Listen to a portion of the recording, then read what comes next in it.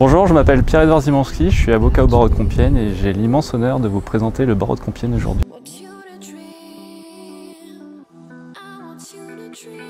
Au barreau de Compiègne, nous sommes un barreau plus que mixte puisqu'il y a plus de femmes inscrites au barreau que d'hommes. Pour 81 avocats, vous avez je crois 44 femmes et 37 hommes. Voilà, et qui composent notamment un conseil de l'ordre de 12 personnes qui est également très mixte. Alors je dirais que la force de Compiègne, c'est que pour un barreau relativement modeste, vous avez une implantation des matières qui est extrêmement différente, extrêmement riche, puisque vous avez à la fois du conseil, à la fois du judiciaire et des matières très versatiles, puisque vous allez à la fois trouver votre bonheur en pénal, en droit de la famille, en conseil fiscal, également beaucoup de droit de la construction, de prud'homme, puisque nous avons sur le ressort de Compiègne les prud'hommes, un tribunal de commerce et le tribunal judiciaire, donc pour satisfaire toutes les envies.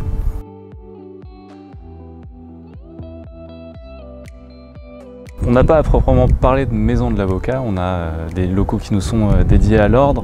Alors l'absence de maison de l'avocat, ça ne veut pas dire qu'on n'a pas une communauté de l'avocat à Compiègne, puisque les confrères sont effectivement très ouverts.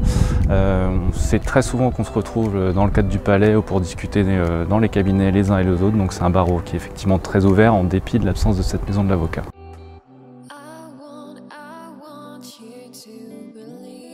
Il existe un pôle de permanence pénale à Compiègne qui est effectivement très structuré et qui a des relations, je dirais, plutôt privilégiées, un dialogue très bon avec les magistrats notamment. On a encore la chance d'avoir une juridiction d'instruction, on a une activité pénale à Compiègne et un pôle de permanence pénale qui est effectivement très performant et très agréable et très jeune également.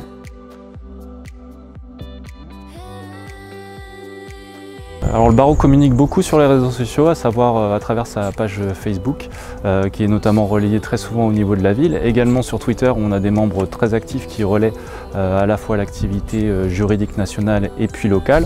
Et puis au-delà de ça, nous on a un mode de communication qui est privilégié, que ce soit avec tout le barreau au moyen de WhatsApp, mais on a également créé, que ce soit pour les commissions mineures, commissions victimes, commissions pénales, on a commission encore garde à vue, permanence pénale, on a un WhatsApp dédié à chacune de ces commissions.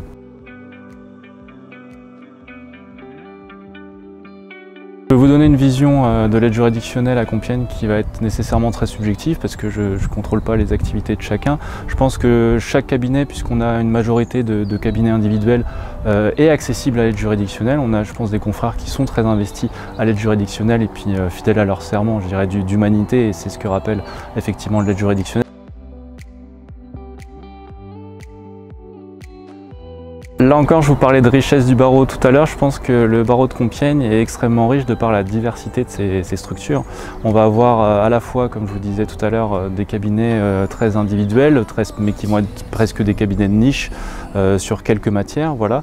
Vous allez avoir des cabinets plus généralistes, pénal, famille, droit du travail, qui vont être des structures assez familiales, peut-être de 3 à 5 avocats avec ponctuellement un ou deux collaborateurs. Et puis vous avez aussi des cabinets à taille plus importante qui mobilisent là, je dirais, beaucoup plus de matière et également de personnel.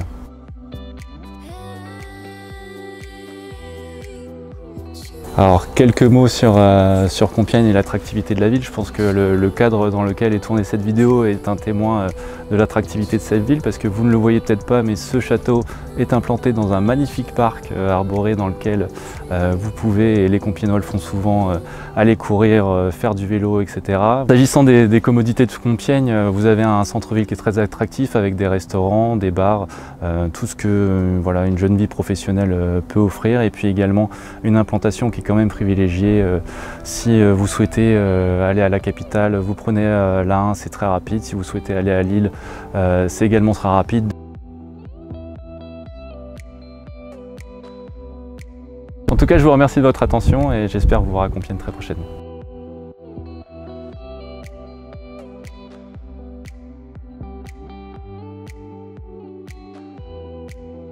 Alors Sabrina Dacosta, barreau de Compiègne, vous avez entendu juste avant moi mon confrère Pierre-Edouard Zimanski qui vous a bien présenté le barreau de Compiègne, qui est un barreau très dynamique. Je suis un petit peu plus vieille que lui, pas beaucoup, mais un peu plus vieille quand même. Et le barreau de Compiègne est un barreau très attrayant. solidaire. Il n'y a pas d'UJA à Compiègne, il y a pourtant de nombreux jeunes avocats particulièrement enjoués et dynamiques. Pour autant, il y a aussi des avocats un petit peu plus vieux. La moyenne d'âge, notamment des femmes, est je crois de 45 ans.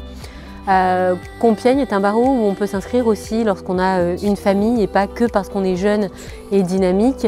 Les confrères jeunes sont très solidaires des confrères parents, des confrères aussi très actifs ailleurs qu'au barreau. Et pour bien le décrire, on peut dire que Compiègne est un barreau particulièrement solidaire.